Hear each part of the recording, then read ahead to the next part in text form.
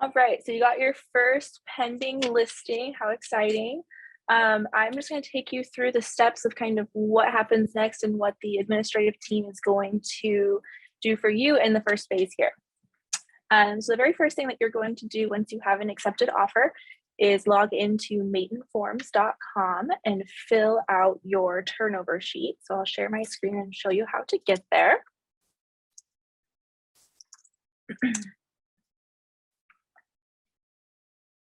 All right, and if this is password protected, you should have your account signed in here with LastPass. So you'll see all of our different turnover sheets. You did this when you first had your brand new listing, but now we're going to do it a second time with the pending information. So since you are selling or have a listing pending, you're going to be doing the seller pending button here. And it's going to take you through multiple different questions about the transaction. So you're going to want to have your sales agreement pulled up as well. I'm going to go ahead and get this done, and then I will come right back and show you what is next once that's happened. All right, so you're going to see this screen here once you have finished your turnover sheet. And what's going to happen is in your email, you will get a copy of this Google form here. So it's going to come to your email as well as the entire administrative team. So what you're going to want to do first is come down to the bottom and hit reply all. And you're going to send over any addendums that go with this property. So any pre-approval letters, any sort of counter offers, the entire sales agreement here. And you're going to go ahead and hit send. If there's anything you need to know, or maybe you had questions about timelines or something, this is a good place to put that too. So what this is going to do is distribute it out to the whole team so everyone is able to get a copy of it. So just going to hit send to everybody. And then at this point, our team is going to get to work opening escrow for you. So you'll note at the top here, it's going to be worked within 2 hours, Monday through Friday, 8 to 3. So you can let your clients know that we will be reaching out. We send a couple of different kind of intro emails for you. The first being an open escrow email, which has the entire team in it.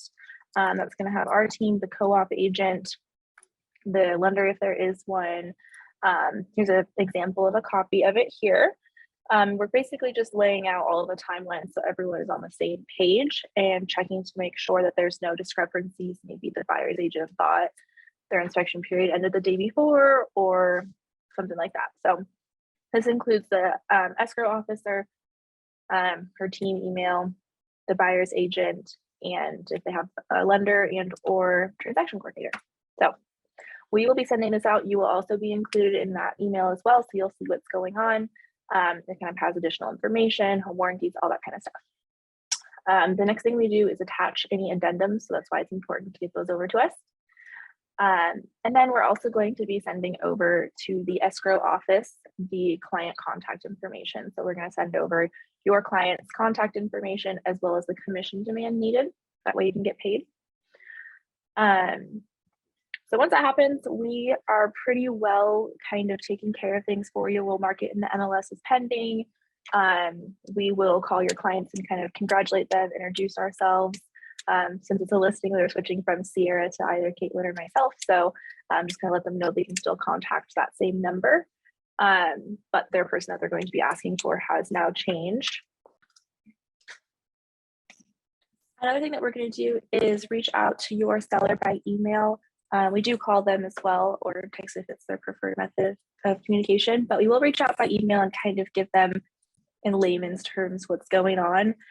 Just wanted to show you an example of what that looks like. You are included in this email too. So we do include you in all these things, but you don't necessarily need to worry about them happening. So here is an example of a congratulations email for your client. What this has is just a little breakdown of the transaction truly. So it's got when earnest money will be deposited by, and if there's any special things in this transaction that needed to happen. This one, for example, had a notice to vacate that needed to be provided. So reminded them of that, a quick when their inspection period ends, and then when their closing date is scheduled for. And then we do have kind of a general synopsis of what home inspections are as well. Most people do not typically sell lots of homes. So what we do this every day. They don't typically do so. So this is just a quick synopsis. We do note that not all of these might not be done during their inspection period, but that way they know what's kind of to expect when I tell them, hey, your general home inspection's on Tuesday. They know what that might kind of look like. So that's going to be our first message out to them. And then we do send them a copy of their fully signed documents as well by email. And then typically we'll have just some kind of, general communications through this as well. But this email does go out, just kind of, like I said, a big synopsis of what's going on. That way they can refer back to it. They don't have to dig through a contract that they're not super familiar with.